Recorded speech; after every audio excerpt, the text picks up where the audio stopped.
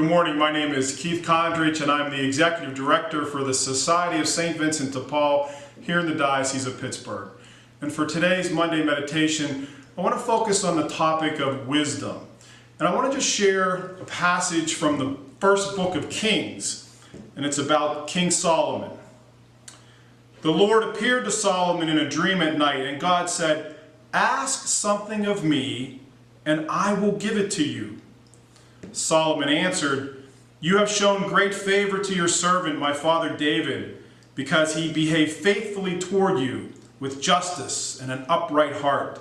And you have continued this great favor toward him, even today, seating a son on his throne. O Lord my God, you have made me, your servant, king to succeed my father. But I am a mere youth, not knowing at all how to act. I serve you in the midst of the people whom you have chosen, a people so vast that it cannot be numbered or counted. Give your servant, therefore, an understanding heart to judge your people and to distinguish right from wrong. For who is able to govern this vast people of yours? Give your servant an understanding heart." And of course, if you continue with that passage, the Lord is so pleased and so happy that Solomon has the wisdom to ask for an understanding heart. If God appeared before you right now, right at this moment, and said to you, "Ask something of me and I will give it to you," how would you reply? What would you ask for? Maybe it would be the latest and greatest iPhone or iPod or iPad or iGadget. Maybe you'd want to know what the winning lottery numbers are for the next big jackpot. Maybe you'd ask for a new house or a new car, a Disney vacation. Maybe you'd ask for a great relationship, a great love life, fame and fortune. If you were feeling altruistic, maybe you'd ask for health for a sick loved one. Maybe you'd ask for assistance for someone that's really struggling. Solomon, when given that opportunity, "Ask something of me and I will give it to you," Solomon asks for an understanding heart. Now remember, at this point, Solomon is a young man. He's a young king. His rule is brand new, and he's got his whole life and his whole kingship ahead of him. And as a young person, he was probably thinking, ask something of me and I will give it to you. It'd probably be nice to have a lot of beautiful clothes. Or it'd be nice to have the newest model chariot, right, with the good inlays of gold and silver and the independent suspension system. Or maybe it'd be cool to have a big house on the beach overlooking the Sea of Galilee. And he's a new king, and he's just starting out, and he's got a lot of responsibilities. So maybe he'd be asking for a powerful army to defend his people and defeat his enemies. Maybe he'd be asking for a huge treasury, right, to take care of the many needs of his people.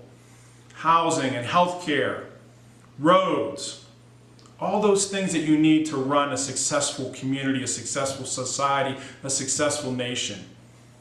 Or maybe he'd ask for a big, splendid palace so that everyone who came to see him would know that Israel was a great and powerful nation. But when God says to Solomon, "Ask something of me and I will give it to you," Solomon replies, "Give your servant an understanding heart to judge your people and to distinguish right from wrong." Solomon asks for the gift of wisdom. And again, I don't know about you, but if God appeared to me right now and said, "Ask something of me and I will give it to you," I'm not sure I'd be asking for an understanding heart. It'd probably be more like those things I mentioned at the beginning, a lottery ticket, a Disney vacation, or maybe, again, if I was feeling somewhat charitable, health or well-being for someone that I loved. But what Solomon knew, even as a young man, was that all those things that we think we need, all of those things that we think will make our life complete, are meaningless. They mean nothing unless we have our hearts in a relationship with our Lord. If we're not first and foremost seeking a relationship with Jesus Christ, all those other things pale by comparison. And they will never, ever, in this lifetime or the next bring us any kind of happiness, any kind of fulfillment. Not that those things are wrong, not that we shouldn't pursue those things, but if we're pursuing them in and of themselves, above and beyond our relationship with Jesus Christ, then they will never fulfill us and they will never make us happy. The great St. Augustine tells us that our hearts are restless until they find rest in you, O Lord.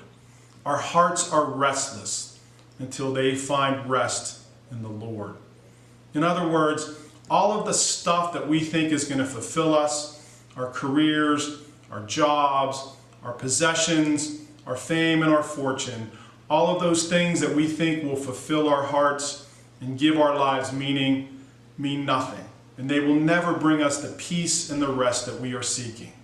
The only way we're going to find rest in our hearts is through a relationship with the Lord. Right now, at this very moment, as you watch this Monday meditation on YouTube, God is saying to you specifically, ask something of me and I will give it to you. As we move forward into this week, as we move forward into the rest of our lives, let's ask God for understanding hearts. Let's ask God for the heart of wisdom so that we can know what really matters in our life. God bless you and have a great week.